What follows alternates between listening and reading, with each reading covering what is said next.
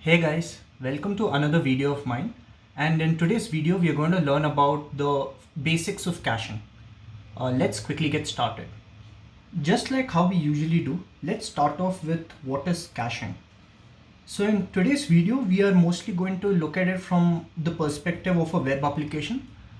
Caching is a very generic term, but let's try to focus more from the web applications perspective and let's dive deeper.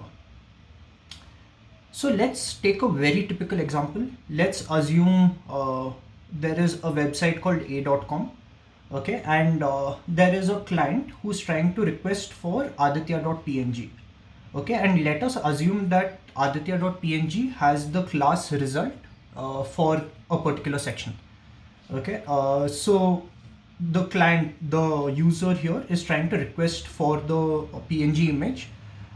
It can be a PNG or a PDF or whatever, okay, and the server is going to serve it to him, okay. It's as simple as that. Now what happens is it is not enough for one student to look at his or her results, right? So there are going to be multiple clients which are trying to go and pull the same PNG image of the entire class result. So in this case, what is going to happen is you're going to be bombarded by, let's say, 180 people trying to access their result at the same time. And they're typically going to request for the same resource. Like, we are just going to assume that all the 180 students list is in the same PDF or the same PNG file. So this actually adds on to unnecessary processing on the server side, where it has to render the request and then search for the file and then return it back. Right, so what we try to do is we introduce one more layer called as a cache here. Okay, so let's look at the flow and then we can get deeper into what a cache exactly is. So there is a client here and he or she requests for a.com and the resource is aditya.png. So since this is the first time he is requesting for the resource, the cache does not have the resource, right? So we call it a cache miss in the computer science terminology. So once there is this image which is not present in the cache is going to make a request to the server. Okay, and the server as usual responds with the PNG image that it's requesting for. And in this case, there is a cache entry which is made.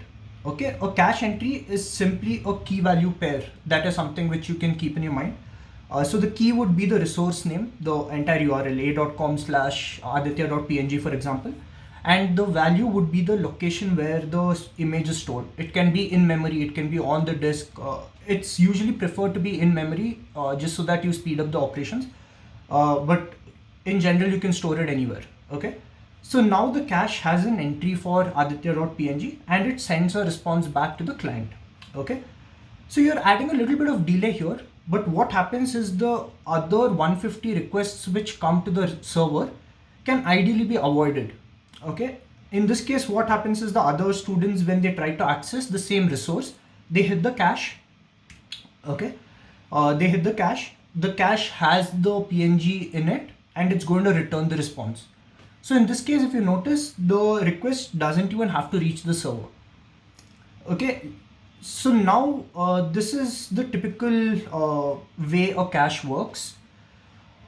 One thing you might have noticed is the nearer the cache is near the client, the faster it would be for the client to request and get a response, right?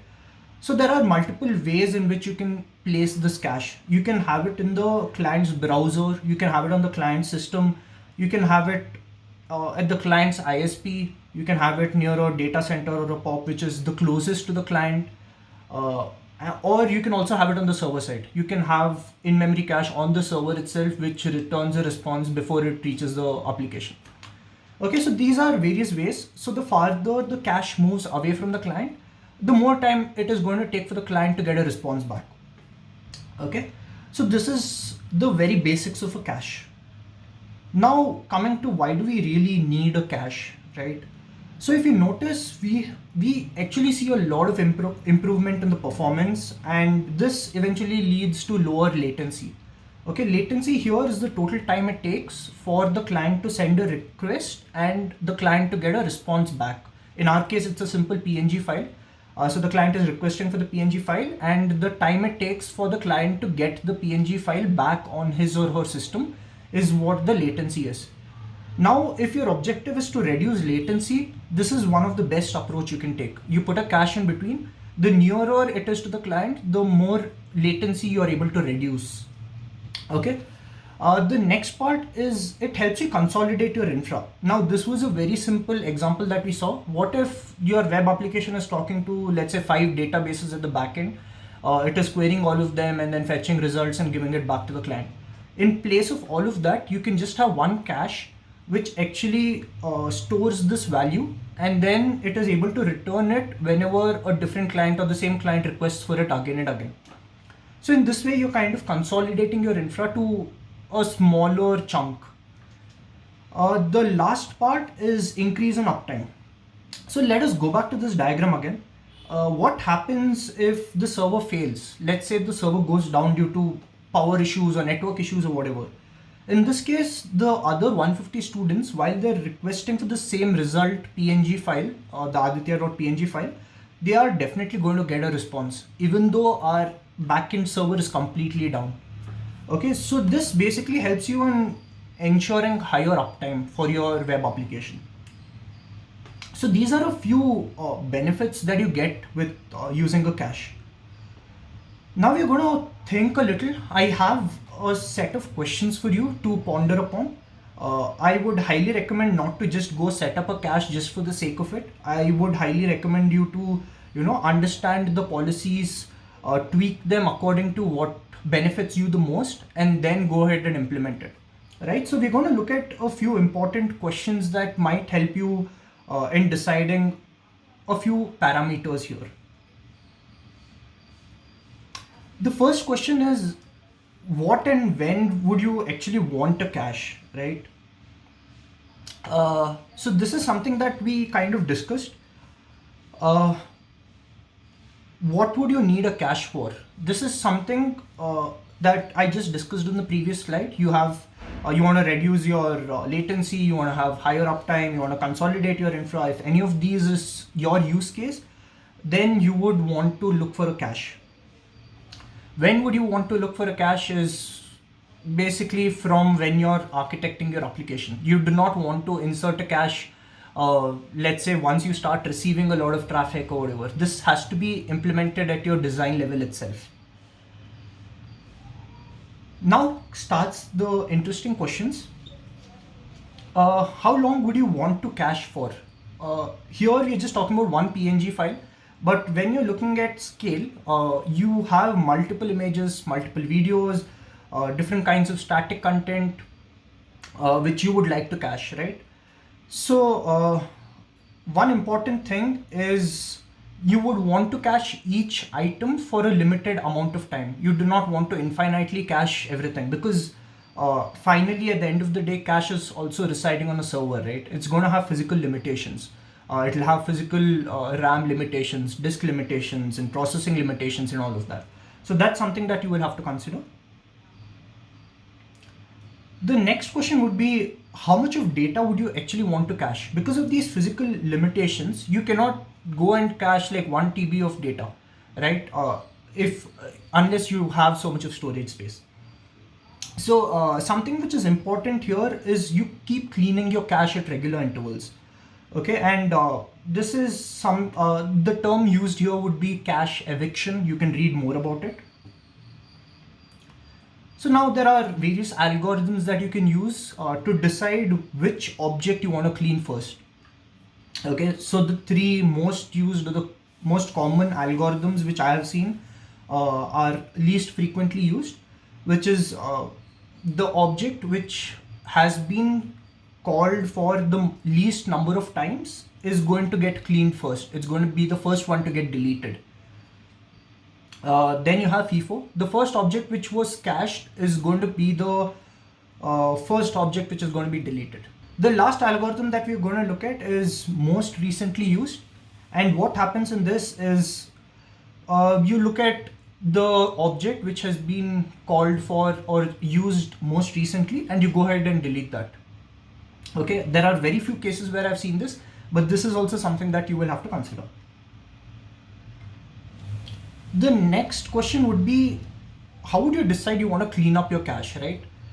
So there can be two things. One is you look at the size. Let's say you allocate 10 gigs to your cache, and let's say every time your cache reaches 9.5 gigs, you start your cleanup process. This is one way of looking at it. The other way would be to set default timers. Okay, let's say your cache has been not cleaned for the last half an hour. That is when you go and clean it up. Again, using the above algorithms that we discussed. Okay, this is something that you will have to remember. What people usually do is they mix both of these strategies. Okay, they see which one occurs first. Either the size reaches first or the timer hits first, and based on that they do the cleanup process. So these are all the questions, very basic questions that I wanted you to think about before actually going ahead and implementing a cache. Now I have a few tips that you can actually use to improve your cache performance. Okay, these are again very basic tips. We're not going to cover any advanced topic in this video. The first thing would be to enable your TCP keep alive. Okay, what happens in this is, if you've watched my previous videos, you would have known that TCP is basically a three-way handshake process, right? Whenever you want to initiate a connection, TCP connection, you have a lot of overhead. You're going to do the three-way handshake and all of that, a lot of exchanges before a connection actually gets established. So there is a flag called keep alive, and using this you can set let's say 20 connections. You're going to have 20 connections alive from your cache to your server all the time. Okay, this is basically going to reduce your overhead of having the TCP set up again and again. The second thing is more on a HTTP protocol layer. Okay, here you try not to send a connection close header from the cache to the server. Okay, so in this case what happens is you create a HTTP connection from your cache to server, in which case it is requesting for a resource and it gets back a response. You do not want to close the HTTP connection. This is going to add a little bit of overhead, but it's going to give you really good performance improvements. The third thing is kind of very different. I haven't seen a lot of people do this, but this is something you can consider as well. Implement your application to take sub requests. What I mean by this is, let's take an example of comments. Okay, let's say you have a blog post and you're going to cache the comments so that anyone who is requesting for your blog post gets the cached comments. Okay, in this case, let's say there are 10 comments already and you have cached them. Let's say there is someone else who comes and puts the 11th comment. If a new user requests for this blog post, he should be able to see the 11th comment as well, right?